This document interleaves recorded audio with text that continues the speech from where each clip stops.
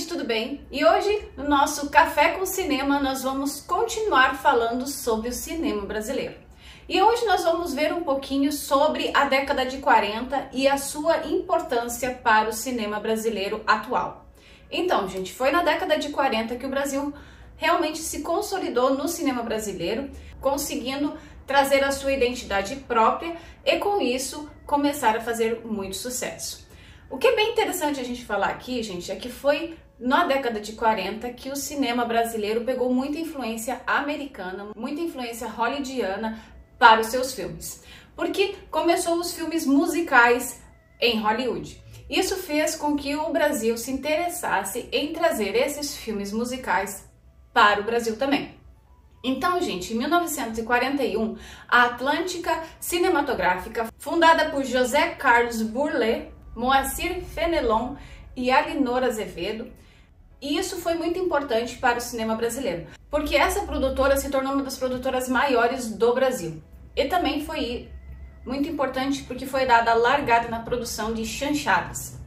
Isso mesmo. Mas o que eram as chanchadas? As chanchadas eram uma mistura de humor, música e romance, muito típica do cinema hollywoodiano, como os musicais. E isso foi muito importante porque deu uma alavancada muito grande no cinema nacional. O que é bem interessante é porque teve um diretor muito importante para as chanchadas, que foi o Ibsen Macedo, onde ele fez muitos filmes importantes na década de 40, fazendo com que o Brasil conseguisse alavancar de vez o cinema nacional. Filmes como Esse Mundo é um Pandeiro, de 1947, e Carnaval no Fogo, de 1949, foram grandes filmes que ajudaram a dar essa alavancada para o cinema nacional. Outra pessoa bem interessante foi Humberto Mauro, que foi um dos pioneiros do cinema nacional também, ajudou muito nessa década. Mas o que é interessante a gente falar também, gente, é que não foi só diretores que se destacaram naquela época. Oscarito e Dercy Gonçalves também brilharam no cinema nacional, se tornando ícones nacionais através de seus filmes. O que é interessante a gente falar também, gente, é que muitos atores também começaram a sair do teatro, revista, e começaram a trabalhar no cinema. Isso também, gente, é outra tendência hollywoodiana. Eu contei aqui no canal, em vídeos anteriores, que Hollywood, quando teve a transição do filme mudo para o filme sonoro, muitos atores foram chamados da Broadway para Hollywood para conseguir fazer os filmes e que ficasse bom, porque a voz era mais adequada para o cinema do que muitos atores que trabalhavam no cinema mudo não tinham uma voz adequada para o cinema sonoro. Então, isso foi outra tendência que é bem interessante do cinema americano para o cinema brasileiro. Eu falei aqui já em vídeos anteriores também que o Brasil começou o cinema nacional tendo uma grande influência europeia, principalmente da França e da Alemanha.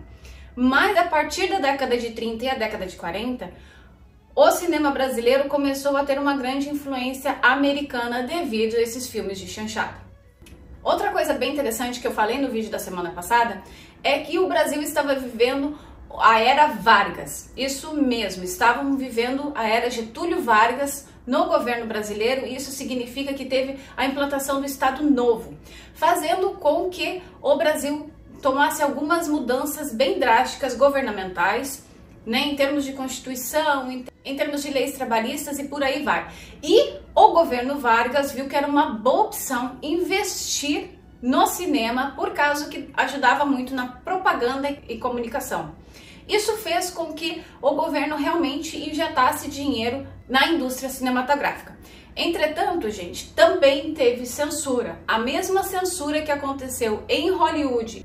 Entretanto, é bom a gente frisar uma coisa. Em Hollywood, a censura foi através dos estúdios, aonde eles fizeram o Código Reis. Eu já fiz 2 vídeos falando aqui no canal como funcionou toda essa história do cinema em Hollywood, que foi o sistema de estúdios. Já no Brasil, a censura foi através do governo, fazendo com que muitas coisas não pudessem ser colocadas na telona.